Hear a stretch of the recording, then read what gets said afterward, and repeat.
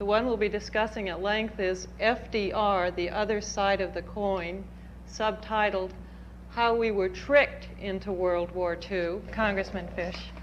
Well, I'm very happy to be here and happy to answer any questions you ask. Well, I'll ask one. You say that we did not, in your book FDR, The Other Side of the Coin, we did not need to get into World War II, and in fact, Franklin Roosevelt tricked us into World War II. Oh, yes, that's exactly it. As I said in the book, it's very easy to prove we were tricked into World War II.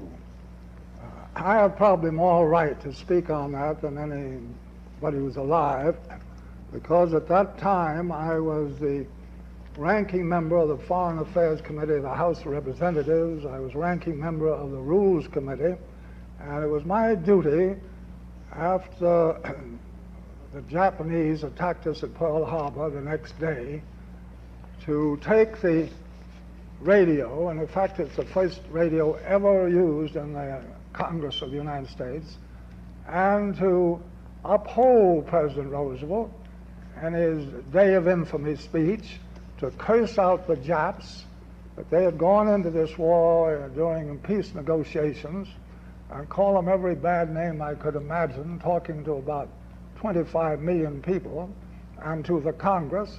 And now I have to repudiate every word I said at that time. At that time you believed it? I believe thoroughly the Japanese had attacked us, and I thought they had attacked us during negotiations for peace, and everybody in the whole country believed that. And naturally I was the main spokesman for those who did not want to go to war on this attack, and I made that first speech at that time. Now, of course, I disavow it all because of the evidence I found later on. What evidence? The evidence is simply this, that no member of the Congress knew it at the time of Pearl Harbor, and no Democrat or Republican knew it, but 10 days before Pearl Harbor, President Roosevelt called his war cabinet together in the White House. That's not his real cabinet. It consisted of 6 men, himself, Secretary Hull, Secretary of State, Secretary Stimson of War, Secretary Knox of the Navy, General Marshall, and Admiral Stark. And all they discussed there was how to force and goad and compel Japan to get into the war. Why did they want us in the war? Well, as Claire Luce said, I don't use that strong language in my book. I said he tricked us into war. Claire Luce said he lied us into war to get into war with Germany. And he was very anxious to get into the war, so he knew the only way to do it was to get into war with Japan first. And so the next day, he served this ultimatum, a war ultimatum, on Japan to get out of Indochina, China, and Manchuria with all their armed forces, Army, Navy, Air Force, police, and everything else. And the Japanese, like cornered rats, had nothing else to do but fight, or to commit suicide or kill their emperor and their generals and their admirals. The American people don't know that even to this day, not more than 2%. If you asked you probably or anybody else, they would say we got into war on account of Pearl Harbor. It was because they were goaded into war. And we American people were tricked into war. And as Claire Luce properly said, which I don't use quite such strong language, we were lied into war. But the Japanese had expanded into China. They were expanding. They were in China. Germany had taken over Europe. It was on the threshold of trying to take over Britain. Didn't we, in fact, have to go to war? Didn't the American people have to be tricked by some ghastly disaster into changing their thinking and not being isolationist? Well, in the first place, there never was an isolationist. They were non-interventionists from war. 85% of the people. And they did their own thinking, and they didn't want to get into another foreign war. They'd been in one, and they turned the tide of defeat into victory, and they got very little thanks, and practically none, and they wanted to keep out of the war. And all polls, 85% of the people just before Pearl Harbor. I took a vote in my district 2 months before Pearl Harbor and just said, do you favor going to war, keep out? It was 10-1 everywhere. In Hyde Park, where the president lived, in Poughkeepsie, in all the big towns, the 5 cities in my district, all the country districts, all 10-1. It would have been the same in all over America except in New York. You might have found it been 3 or 4-1 for keeping out of war. You can't tell me that those people, they were thinking people of all different classes, and they'd made up their minds, and they didn't want to get into that war unless they were attacked. They were willing to give money to Great Britain and arms to defend Great Britain, which they did, and Great Britain was able to defend themselves, and there was no chance of their being taken over by an armed force from Hitler or anybody else, because Hitler tried it and couldn't do it. Well, Great Britain aside, France had already been taken over. France had been taken over. The Balkan states had been taken over. Everything had been taken over in Europe had been taken over. Holland, Belgium. Hitler, as much as I'm opposed to him because I think he's a bloody murderer, but he made 5 overtures of peace to England. But he would get out of France, Belgium, Holland, all over, go back to the Rhine if they would give him the green light to attack Russia. That's the one thing he wanted to do. He wanted to go towards the east, never wanted to go to the west, because he wanted to get the oil there and the wheat lands. And if anybody reads the Mein Kampf, you'll find that's the whole reason of the writing of Mein Kampf. So they had plenty of opportunities to settle on that basis. And settle what, though? That he would not? On the basis that give Germany, Hitler, a green light, these 2 bloody murderers, to fight each other, Stalin and Hitler. And you're saying Harry Truman was in favor of that, President of the later President of the United States. Bob Taft was in favor of that. Half a dozen of the Democratic senators were leaders and Republican leaders. I know I was strongly in favor of it too. I was spokesman of my party in the House. Let those 2 gangsters, murderers, fight each other to the death. And let the rest of the world sit on the sidelines just cheering them on and say, and hoping they destroy and kill each other. But you're saying that if we had given Hitler the green light, you're saying he would not have gone into Europe, he would have instead only gone toward Russia? He was already in Europe. He would have gotten out of Europe if we'd given him the green light. You think he would have withdrawn his troops from Western Europe? That was the whole thing. That's what he asked for. There's no question about that. And then he would gone into Russia. And that would have taken years of fighting and taking over Russia if he won. And he might have saved the whole world. I suppose Hitler, of course, he should have been killed by some assassin. He probably would have been. But if he destroyed communism, he'd save the whole world, because communism is our greatest enemy, and the greatest enemy of freedom in the entire world, and the greatest threat to the destruction through nuclear weapons of 100 million or more Americans. I see your point that if you pitted Hitler, one dictator, against Stalin, another dictator, perhaps they would have at least worn each other out to a certain extent, although of course one would have won and eventually become the dictator over the other. But are you saying, in fact, that you think that Hitler was to be trusted, that if we had given him the green light, he would have withdrawn from Europe? I don't trust and Hitler only on anything, gone but I can Russia? say to you, when Hitler asked that, he wasn't forced to do it. He was asking permission to attack Russia, green light, and that's all he asked. But did he need our permission? Because if he didn't, he would have been he was at war with the Allies. But did he need our permission? Of course he had to. He couldn't go in and attack if he was in war with the other nations. He was to get out of these France and all the other countries. You actually think he would have gotten out of France, Holland, Norway, Belgium? There's no question about it. He wouldn't even ask for it unless he was going to do it, because he had to do it before it went into effect. There's no question about that. You honestly think so? Do you think he would have withdrawn all of his attack against Britain? Britain wasn't Britain was in the war, and the leader in the war, but they were not able to go across the Channel. Nobody's crossed the Channel. The Armada never crossed it. Napoleon never crossed it, and Louis XVI never did, and neither did Hitler. It wasn't that. It was a question of simply going towards and destroying communism, which he hated. And I think he wanted to do it, and that was his main objective during his entire life. But when he couldn't do it, of course, he fought the French and all, and came into the West, and of course defeated the Western troops for a number of years. Why do you think, why did Roosevelt wanted us to enter the war? Well, there are 5 reasons that Roosevelt wanted the war.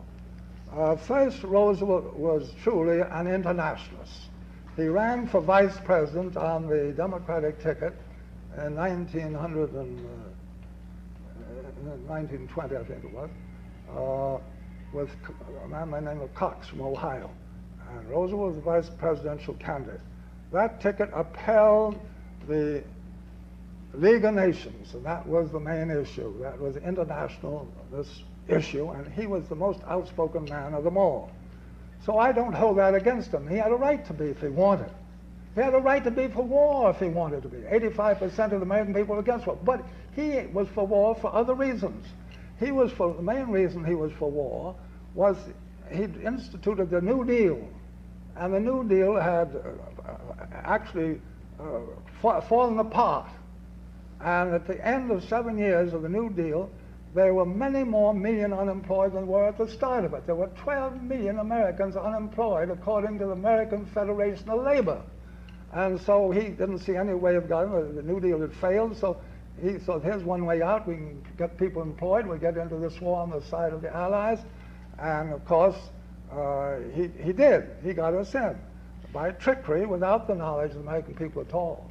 And by issuing this war ultimatum to Japan, which they don't even know about today. And I feel what he did was in defiance of 85% of the American people, in defiance of the Congress, and in repudiation of the Constitution of the United States.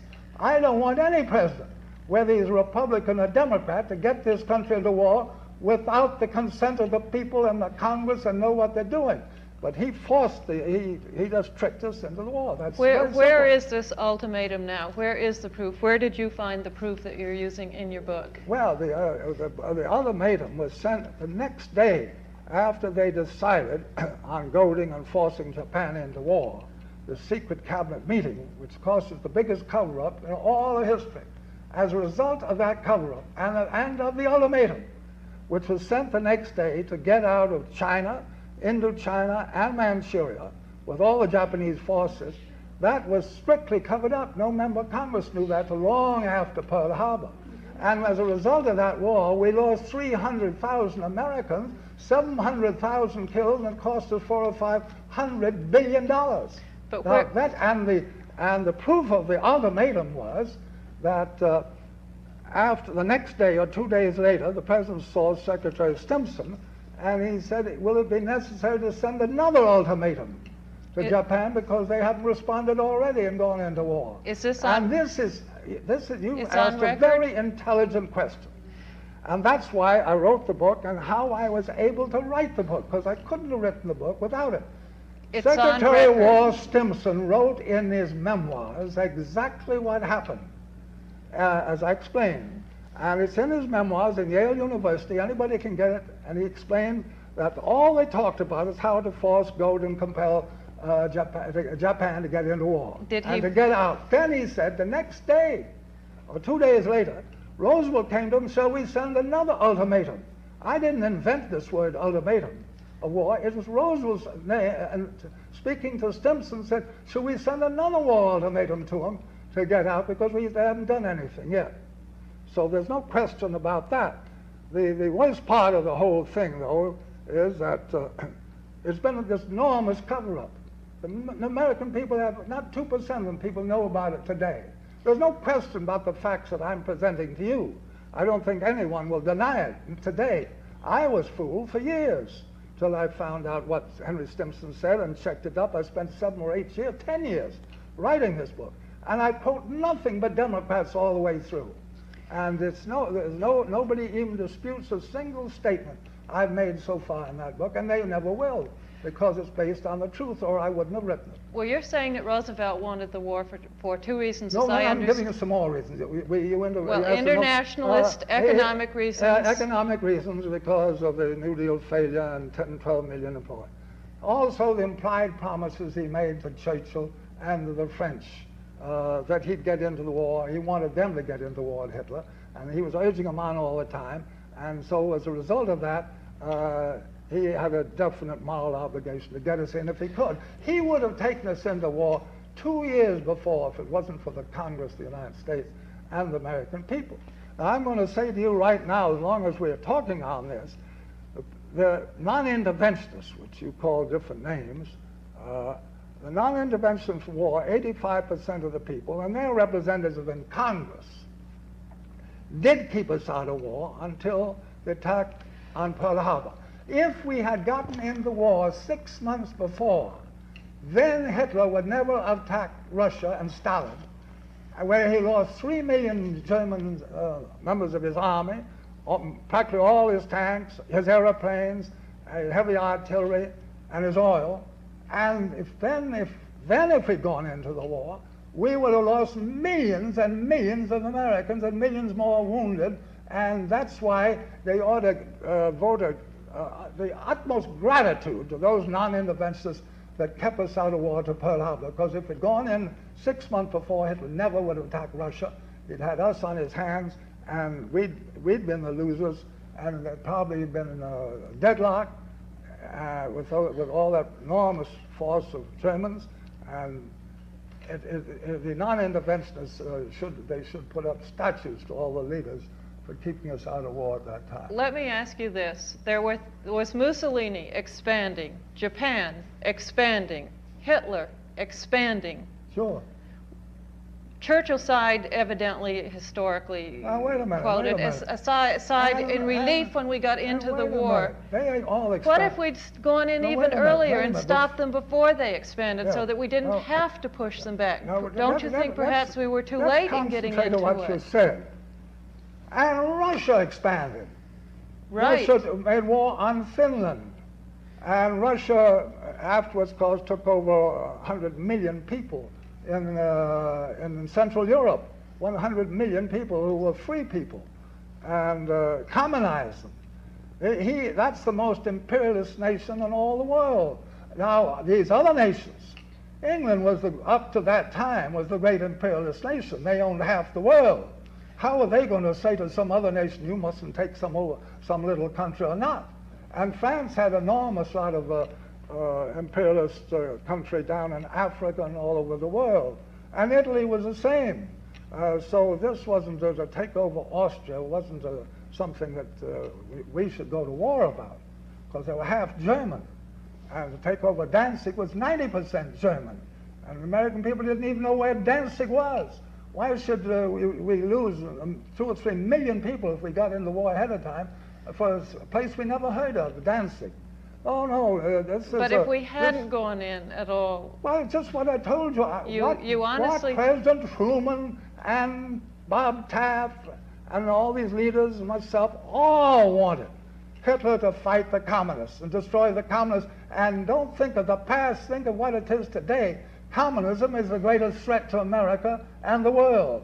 And they can destroy us probably now as we sit here and kill 100 million Americans, which I'll discuss later in the book I've written. But Russia, what I'm objecting to, that one man can defy the Constitution of the United States, because the Congress is the only one sole authority to declare war, that he tricked us into war without the knowledge of Congress, without the knowledge of the American people, and they had nothing to do with it. And it's actually an impeachable offense. Do you think that the same thing in different... I don't want any future president, whether he's a Republican or Democrat, to take us into war without the knowledge of the American people, without the knowledge of the Congress.